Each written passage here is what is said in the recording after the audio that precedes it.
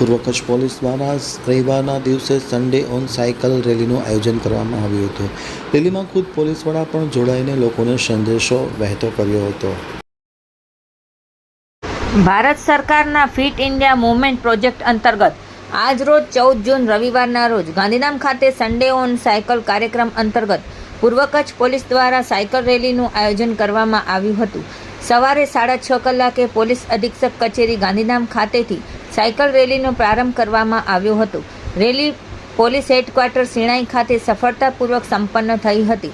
આ તકે પૂર્વ કચ્છ એસપી સાગર બાગમારે જણાવ્યું કે આ કાર્યક્રમનો મુખ્ય ઉદ્દેશ્ય નાગરિકોમાં ફિટનેસ પ્રત્યે જાગૃતિ લાવવાનો, સ્વસ્થ જીવનશૈલી અપનાવવા પ્રેરણા આપવાનો તેમજ સાયકલિંગ જેવા પર્યાવરણ મિત્ર પરિવહનને પ્રોત્સાહન આપવાનો હતો। સાયકલ રેલીમાં પોલીસ અધિકારીઓ, પોલીસ કર્મચારીઓ તેમજ નાગરિકોએ ઉત્સાહભેર ભાગ લીધો હતો। ઉપસ્થિત અધિકારીઓએ નિયમિત વ્યાયામ, યોગ અને સાયકલિંગ દ્વારા શારીરિક તથા માનસિક સ્વાસ્થ્ય જાળવવાનું મહત્ત્વ સમજાવ્યું હતું। કાર્યક્રમ દરમિયાન ફિટ ઇન્ડિયા, હેલ્ધી ઇન્ડિયાનો સંદેશ જન સુધી પહોંચાડવાનો પ્રયાસ કરવામાં આવ્યો હતો। સર, આજે સન્ડે ઓન સાયકલ રેલી જે છે એનો મુખ્ય ઉદ્દેશ્ય શું છે અને આના દ્વારા આપ શું સંદેશ આપવા માંગો છો અને પ્લસ પોલીસ જવાન સહિત કુલ કેટલા લોકોએ ભાગ લીધો?